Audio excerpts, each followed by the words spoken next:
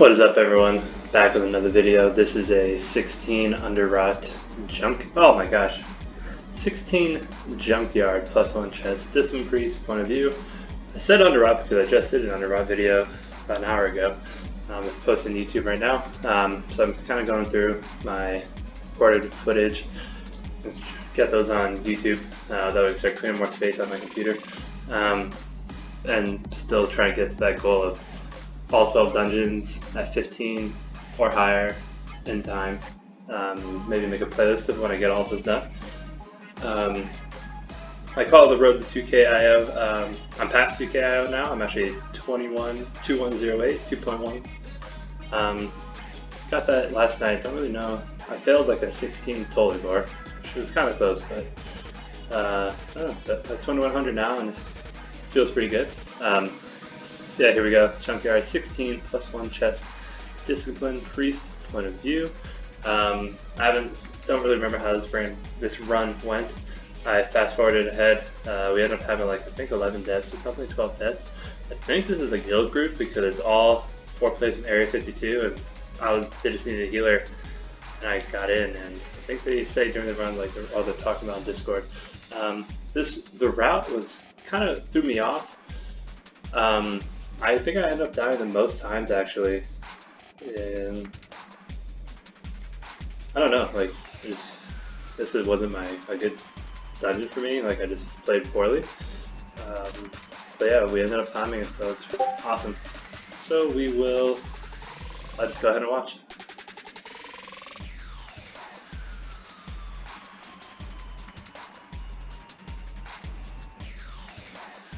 So there we go. Schism, Body and Soul, Power Word Solace, Shining Force, Sins of the Many, Purge of Wicked, and Lenience.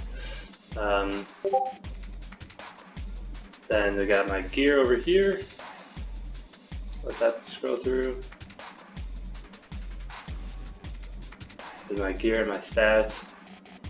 Trinkets, rings, enchants, gems. Usually I go over my corruption. This is a little bit of a newer video because my UI's more set up. I have my weak cores there on the left side of the party frames. I turn my party frames to a vertical view. And then also, I actually showed like my, I showed my talents and my setup pretty much. My rollout? What should I call it? My rollout? Set? Build? I'm a build, I guess, yeah. So I just showed that, and so I can kind of tell it's a little bit newer of a recording because UI set up a little bit differently and what I consciously thought of before I started the run. I'm gonna fast forward a bit here. I think it takes a little while for us to start. Yeah, he's got it. Okay. Okay.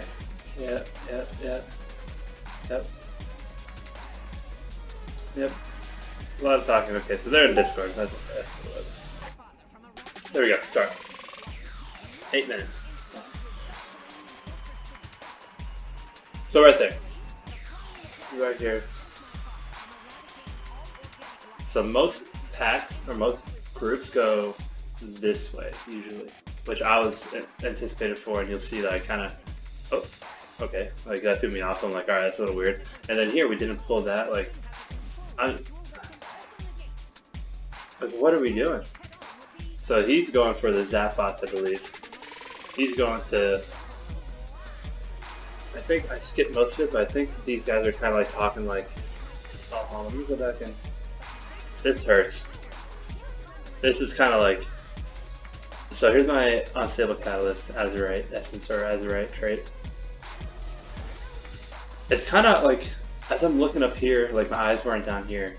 So I'm just like, oh, this is part of my Azurite. And it was an orange swirl that freaking chunked me. And that kind of is the theme of this run for me.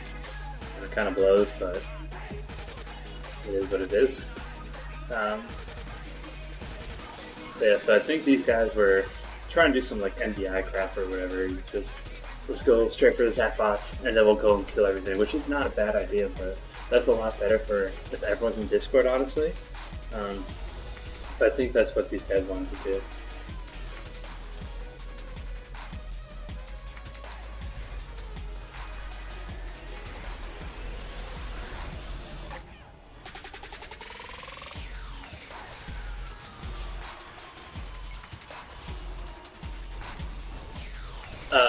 this dungeon is a fun dungeon. The zap bot there, like they have little bots here spread out throughout the dungeon. They're all, I think there's like 4 or 5 different ones that you can get, but zap is like the best DPS one. And I think it's scaled, or it goes based off the haste as far as like how often it does its zapping thing. But this, I think, well, right now, it is the it's the highest time key. I think it's like the highest is 26 Junkyard, and like the next highest is 25. And that's because these zap bots, like, they do an insane amount of damage. Like, they really help out. But yeah, this is a pretty fun dungeon. Mobs are kind of like pretty unique to this dungeon, if that makes sense. Like, you don't really see like these types of mob mechanics in any other dungeon in the game. Oh, it's not in this expansion anyways. But yeah, it's a pretty fun one. I enjoy it. Easy to kind of like get overwhelmed just because it's a lot of like moving patrols, a lot of smaller guys like those gunkers at the top of the screen. And those guys don't have an aggro table or a threat table, so they just kind of do whatever they want, but they're not elite. So it's just like a lot of stuff. Like if you don't know what these mechanics are, it can be easily get overwhelmed by everything.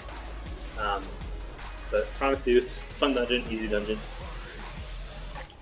I mean, you played in Season 3 at all. You probably did this to get your Visions of Perfection. So like they just split Operation Mechagon, like the Mega Dungeon in Season 3, to a 2 dungeon, split the bosses, the 8 bosses, into 4. This is Junkyard, and then the second half of the 4 or 8 bosses is called Workshop. And I thought it was on screen the whole time. My bad. Get that out of there. Oh no, let me see what killed me.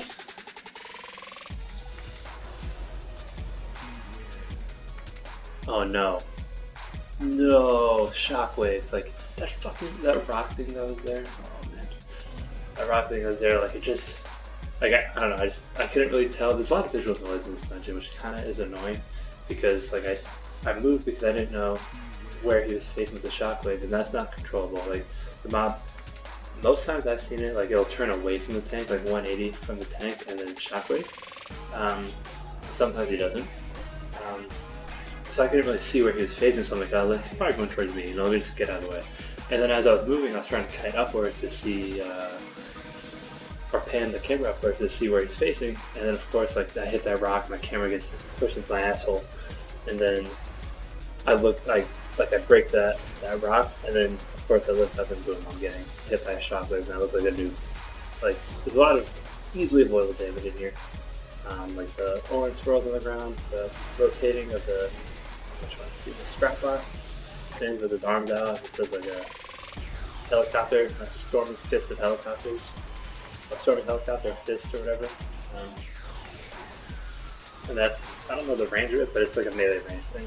Take a step back out of melee and survive. Oh, there's a little gray swirl underneath him, that's kind of his, how far he, the DP or the damage will go. So easily avoidable. Some of these guys, these throw trash guys, I think they just kind of throw. There's no really like, here you go, see that Gunky's coming after me, right? Because he doesn't have, there's no aggro, you can't like taunt it, it'll come right to you. It just kind of does whatever it wants. I think the throw trash is random. And you just randomly like, you get throw trash, right now you get throw trash. I don't think it's very, what's what I'm looking for? I don't think it's based off of like threat at all. Oh, this is actually a pretty recent run, because right now, this current week is, Season 6 is bolstering, skittish. Right? Is it still? Yeah, I believe it's still bolster, skittish, and fortified. But it's still this current week. I don't think, it was probably a few days ago, a few days old. So here, weaponized crawler, he does, that's AoE damage, unavoidable, unless you're like, maybe anti-magic zone. There I go getting hit by the orange shit. I think I actually got slowed by my corruptions, but just like, I'm playing poorly right now. It's really annoying that I'm playing this poorly, and I was honestly expecting to either get kicked, or them to leave, or them start talking shit to me, then I get put out of my element. But it's actually overall a really quiet run, as far as like communication goes, and we end up timing it. But yeah, so that guy, he singles out one person. I forget the name of it, but if he picks you and you start running left and right, he stays on you. So if you get picked, you should probably just stand still and your team will move away from you. Otherwise, whoever's in that line will get hit. And then he also, following that, after a few seconds, he does that electrical thing where it's party-wide damage. So a good thing to know also mob mechanics would be to get a rapture out before that, or just get any type of atonements out before that, and then just heal it as that damage is coming in. And it's pretty hefty damage. So if you have a rapture up for it, you might as well rapture. Like I should have raptured. Maybe I'll do it again later in the run because there's several of these mobs that we have to face. And hopefully I get smart and do it then. But I guess we'll wait to find out.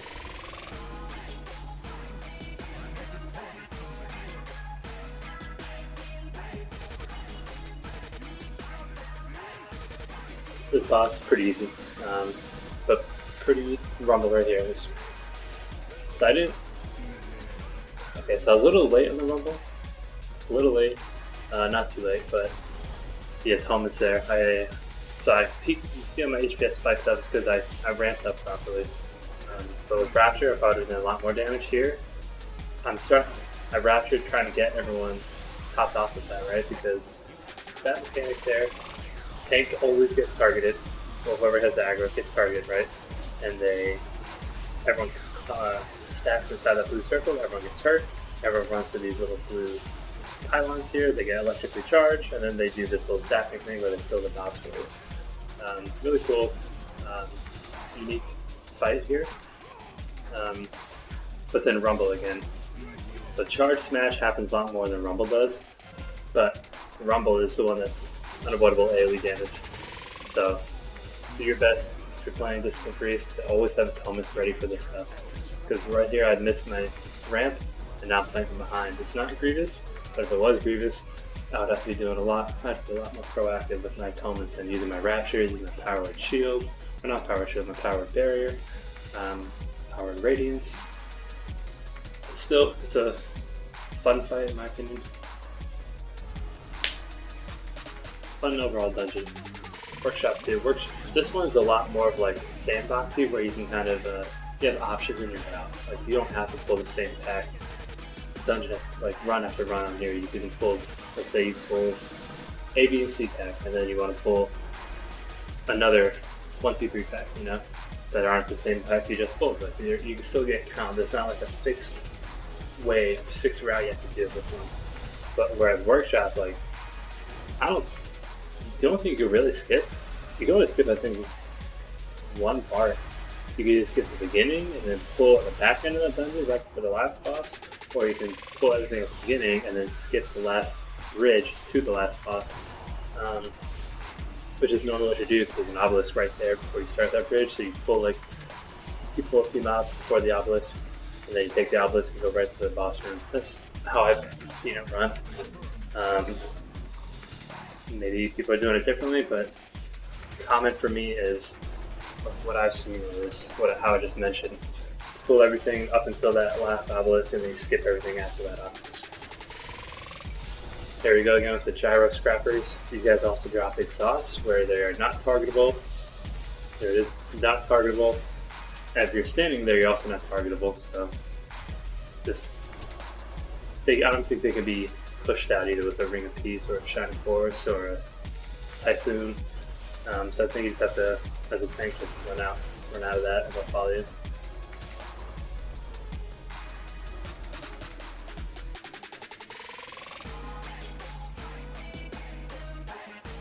This is actually a really odd group comp in my opinion. Just because it is 2 casters and well, I mean, 2 casters in general is a little weird. I mean, maybe double mage would be doable, and they can alternate combust timers. But this is a warlock and mage. I mean, warlocks already, it's like, they don't bring the most utility. I mean, they have Hellstone, which are nice. They do pretty good damage. I think Destruction, I forget which ones actually have an interrupt, but it's like they lose DPS if they bring it or something. I don't remember exactly. But just seeing like a mage and a warlock, I almost left instantly. I was like, this is something I should crack comp. But I'm sure they're in Discord with each other. This is like their class that they want to play, and that they enjoy playing, and that they feel the most comfortable with, and they're most passionate about, and we make it work. So if you're one of those people who kind of play like an off-meta spec, like if you want to play Pharaoh, if you want to play Holy Priest, you want to play Resto Shaman, you want to play Armed Warrior, you want to play Arcane Mage, you know, there you can do keys. It's not just like, oh, you can only do a 10 and that's it. Like, no, you can probably go up to 20. I mean, the higher you get, the more you're gonna have to really pay attention to your group composition. Like, you can't go rolling in there with 2 Arcane Mages and a Pharaoh Druid, and then like a Paladin Tank and a Holy Priest. Like that, like you're just really not giving yourself a chance. You're just like almost doing it for a challenge run. But like every class, every spec is like definitely viable up to, I'd say, at least 20. You know, at least 20 keys. And when you start doing 21, you probably start really feeling the effect of like, alright, here's my class's limitations. Like, I play this thing to like the best anyone can play, and I just can't do it because I don't have X, Y, or Z. So don't get discouraged from playing one of those off-meta classes. Just know that you're gonna have to do a lot more work as far as like starting your own key, trying to get a group of friends or guildies to run keys with you. I mean, pugging is pugging, like, it's the internet, right?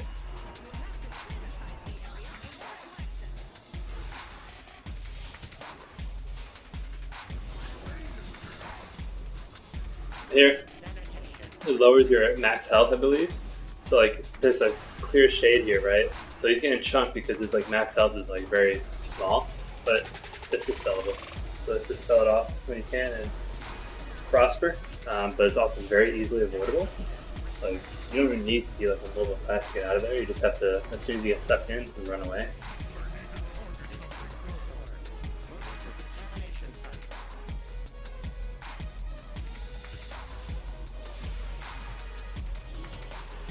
So these slime guys, right? The slime elementals. Right here, the Acid Splash, I think it is. They do a lot of damage. They do like a frontal charge, and it hurts if you're in the way, and then they also do like that. It's an interruptible right there that someone just kicked it. A slime bolt. So pulling multiple of these, if you don't have the proper control ready or the proper freaking damage, like these guys are just popping off. Like I'm doing 55k, but this is also because someone's had the zap buff right here. There it is. So doing more damage, you can like make some mechanics like obsolete, obviously, but usually it's not a good idea because if they're not easily controlled by some CCs and stuns and whatever, it could just really suck because I don't think they really have a very good like telltale like this is I'm charging for this spot. I think they kind of just do a cast that's uninterruptible. They're going to face a certain way and then they charge for like 20 yards on the screen. But here the little guys, the gnome eating slime, they start spawning a bunch of little droplets that, as a tank, you have to really pick up that aggro because you really get that aggro or like you just really got a burst and down clip like the Demon Hunter is doing here. And then goes that slime wave. This guy has the elitist helper.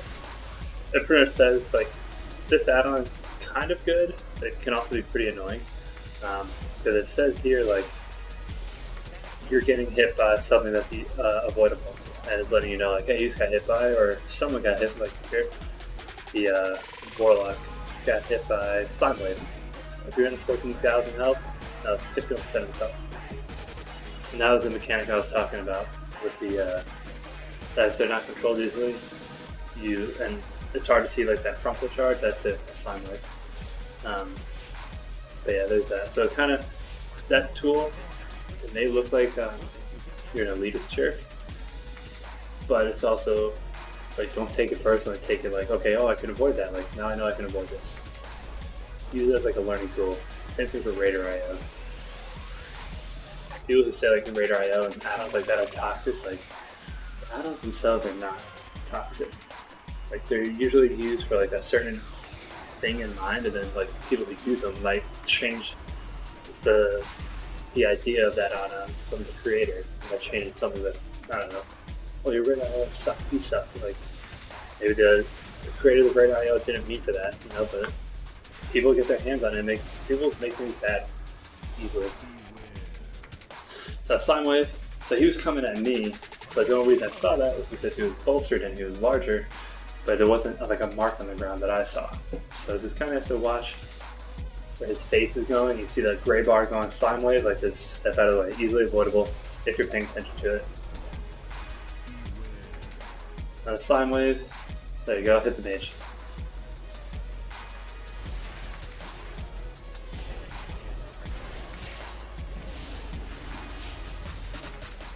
I think it hit the mage. I'm probably the elite helper add-ons marking down the chat box.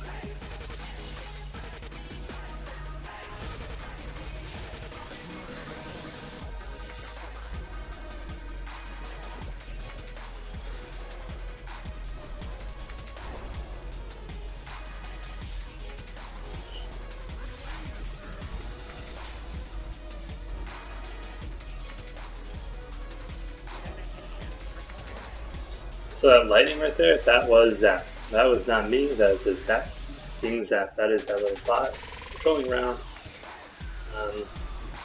It just does damage. It just does extra damage. Like that right there I'm running towards. It's called a shot bot, and they give you the buff called Zap.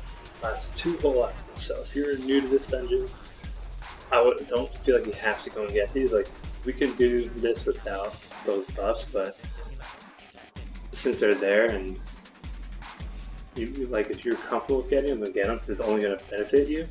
But if you're new to it as a tank or whatever, or just new to it in general, and you just don't feel comfortable like trying to go out of your way to get these buffs, then by all means don't get them because the dungeon is still timeable.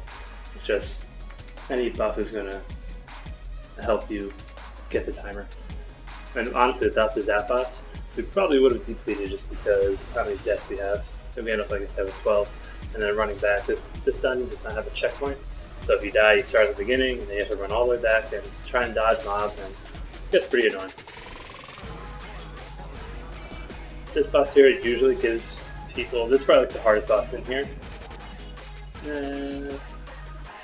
Yeah, I guess maybe it is like the hardest boss in here. It's really not like hard. It's just like you might have bad RNG, like where you have like 5 or 6 of the green spots spawn right in front of you, like right here. Like if they hit that, and there's like nowhere for you to stand safely, and then your bot that's supposed to be cleaning up the pools is covered in gunk, like it can be pretty bad sometimes. Usually Team Tier will lust. We elected to not, I guess. And that right there, I know we're our kiting path, I know where we're going. So I just put the power barrier ahead of us, that way we can walk into it and get like the most useful time out of it. Is someone DCing? I did not even notice that right. Who's disconnected? Mage? What is that?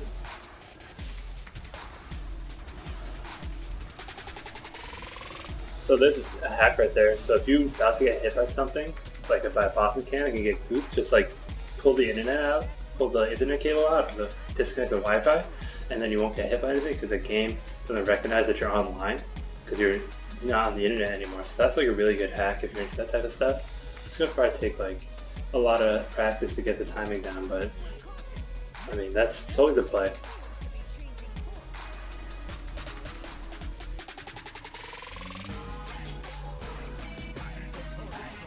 Here, like always, 5 possible targets to dodge, so you dot them up as best you can, get your opponents out, and usually I start trying to follow the tank, but if I see if the tank is not like going down quickly, I will just stay and help DPS.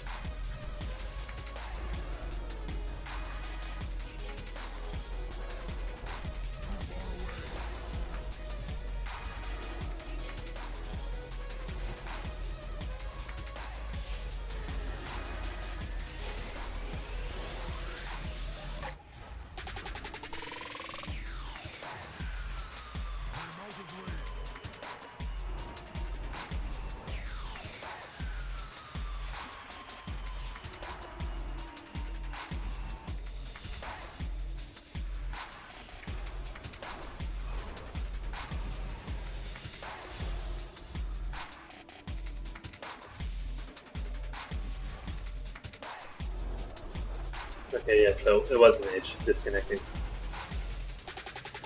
This is another reason why I thought we were going to get the. I'm like, alright, cool, the guy just disconnected. I mean, I'm doing a healthy amount of damage to kind of like hold us up until the mage gets back, but we have 7 deaths by now, you know?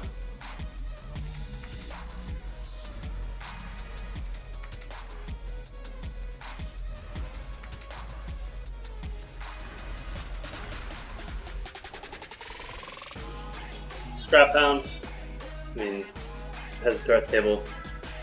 The Priest, just Fade. Fade is such a great tool. Like, you see you're taking damage, just Fade. See someone coming after you, Fade. It's awesome.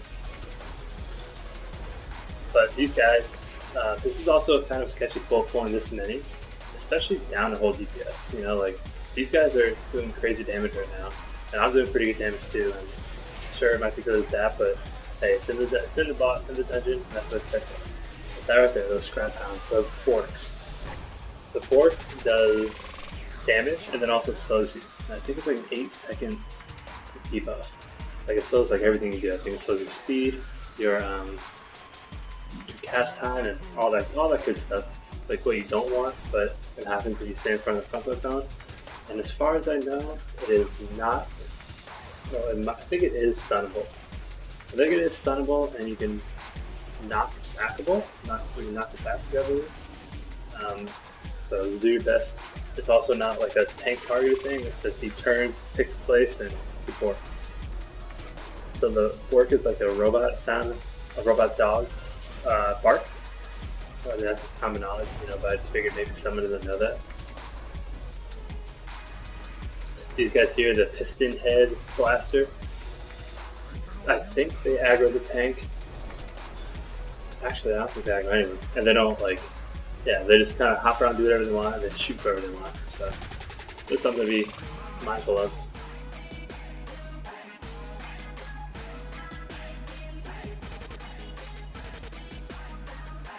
Here we go, weaponized crawler.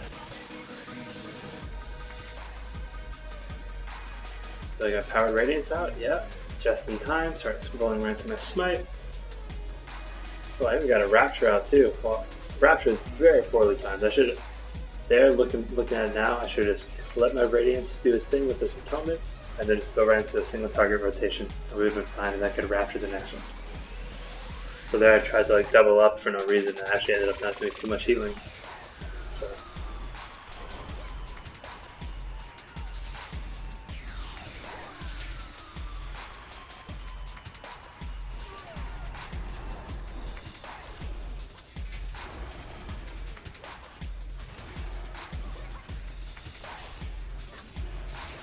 Okay, Warlock, 160k.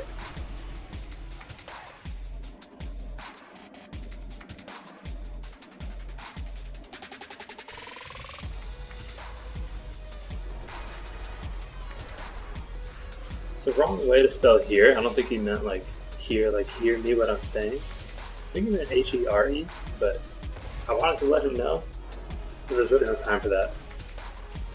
Maybe if he's watching, hopefully, hey man. It's H-E-R-E. Unless you want someone to hear something that you gave no context for. In which case, that's very suspicious, and now I'm interested.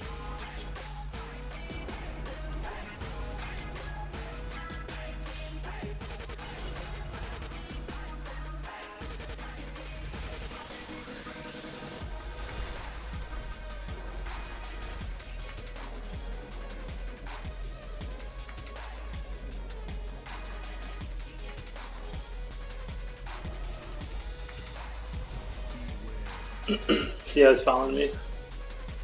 A scrap cannon, followed up by a shot coil, the AoE DPS, or AoE damage. And another, again, poor timing on my Rapture, but since I had my Rapture still up, I got targeted with scrap cannon. I just spam shielded myself real quick and then boom, burst up onto the healing meters. Rapture is such a good cooldown that is so uncommonly used by learning or growing Discipline Priest, like myself included. And I'm coming around to like using Rapture a lot more, using it a lot more often. even where you think you might not need it, or where that you know there's like, oh, it's really not that much AoE damage coming in, like, or it's not a whole lot of damage going out, like, what? Why should I use it? I mean, why not use it, right? Even if you use it for one power word shield, like, it's just try practicing using it more, honestly.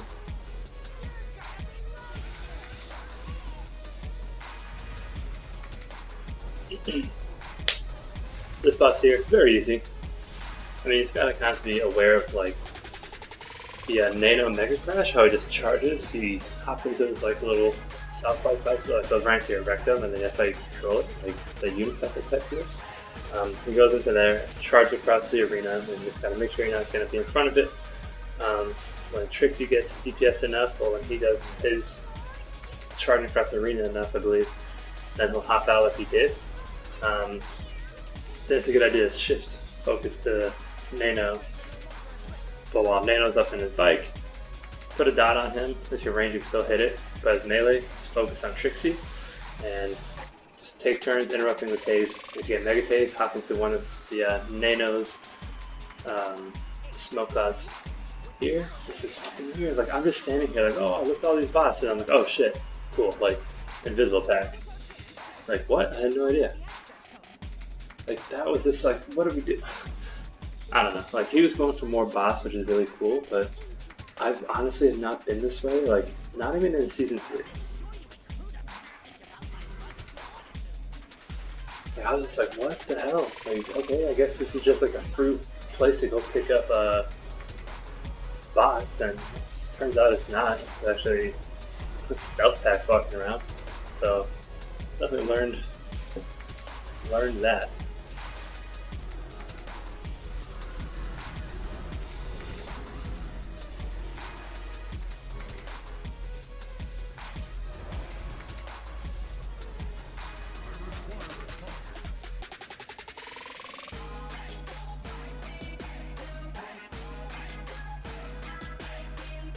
And now they run around the outside, so I'm following the tank up the gut.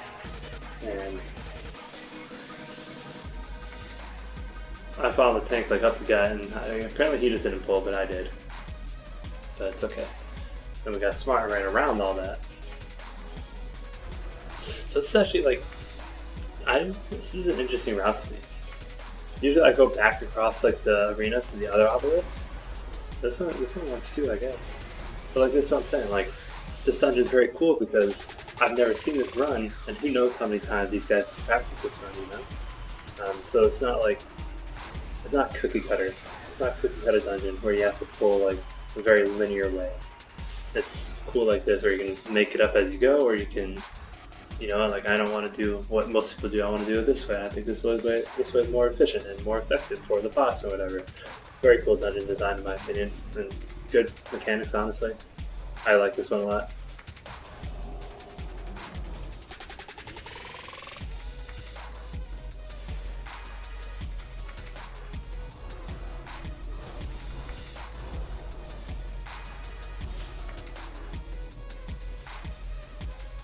Here with this lieutenant, I feel like I say talk about massive spell, but if it's either you or the tank, and your massive spell is on cooldown and you have the fear, if it's you or the tank, do either you or the tank. But if it's you and the tank, I usually just do the tank because they're trying to kite to a certain location. I mean, they can still like, the mob fears like away from him, so. Okay, so they're talking over here like in Discord. Weird that they're typing to each other, but it is what it is. And I assume they're talking about lust. But yeah, so if it's you and the tank, usually you should do the tank. That way you can still kind of control where he wants to go. But otherwise, like if the mob's in the middle, like he just fears away from himself, if that makes sense. So if you're in front of the tank, you go in front of the tank, continue to gain fear. But if you're behind the tank, you go away from him. Just any way you're at facing, or wherever that mob is facing, you just go away from him. So yeah, that's how they're talking to each other in the group chat there, or the text box. There's like me, Ink, and then Mike or whatever. I'm just making know like, alright, these guys are fine. Well, I would assume Discord together, but they were typing in chat, but at least I knew they knew each other. And here, this boss, very easily doable with this lieutenant. because you get the Zap buff, you get all the robot buffs. And this one easily just interrupt, you know, like focus damage on it, easily interruptible. It is like a lot going on, especially with the 3 little roaming mobs that move around, but they are stunnable. And if you have a druid with roots, that really helps. It really helps out a lot. They have reptile with hand of hindrance.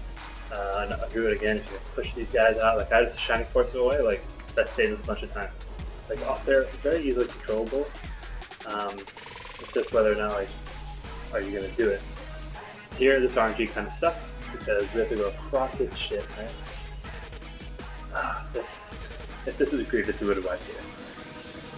Like that was its RNG. Like I was trying to go forward, and then there's that blast I couldn't get by, so I had to go the long way around, and I had to go over what those little robots to drop. That just walk and drop like an electric field on the ground. It sits there for a while. I mean, that seemed like a few seconds ago. So it was just like that RNG, and then just kind of got blasted. But this wasn't Grievous, you know. We're still here to tell the tale. Yeah, you just run through this little mini puzzle, mini game, go up here. This bar here just goes down. And so that first part was phase 1, right? And then now here is phase 2. I mean, you could call it phase 3 maybe. It's like this little mini game could be a phase 2, but most commonly referred to as phase 2 is right here, where the boss is just haywire. It's just, you do a lot more damage to the boss right now. And this is usually where people lust, and just don't even worry about healing, just fucking DPS this boss. And then, so, easy peasy.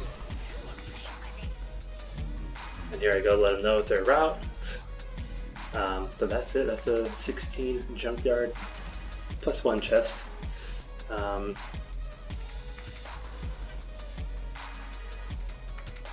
Yeah, I really enjoyed this dungeon. I like Workshop too.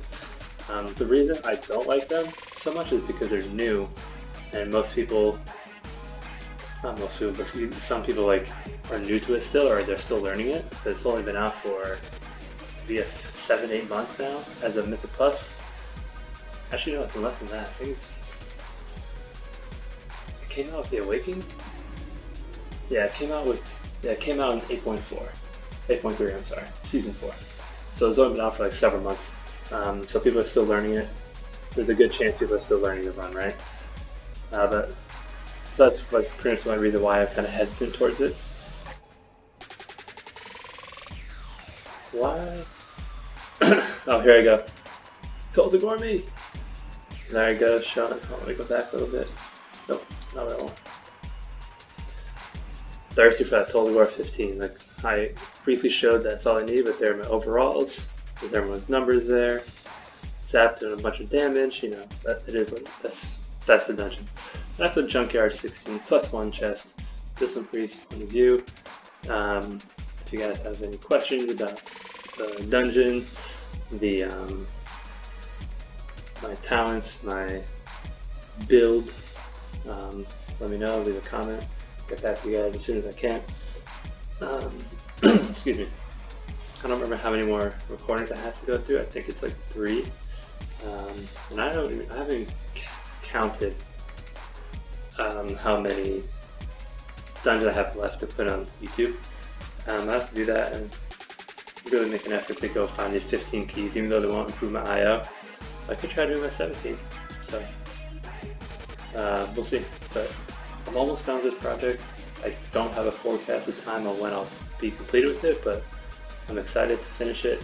I'm excited to kind of like get all the videos and turn it into a playlist on YouTube and kind of make like a 2 to 3 minute long video explaining like, alright, here in the next 12 videos you'll see like all these dungeons and kind of like what the purpose of the project was. So I'm looking forward to that, and hopefully I can get that done sooner than later. But yeah, stay tuned for that if you guys are interested. And like I said a million times, thank you all for watching. Take care.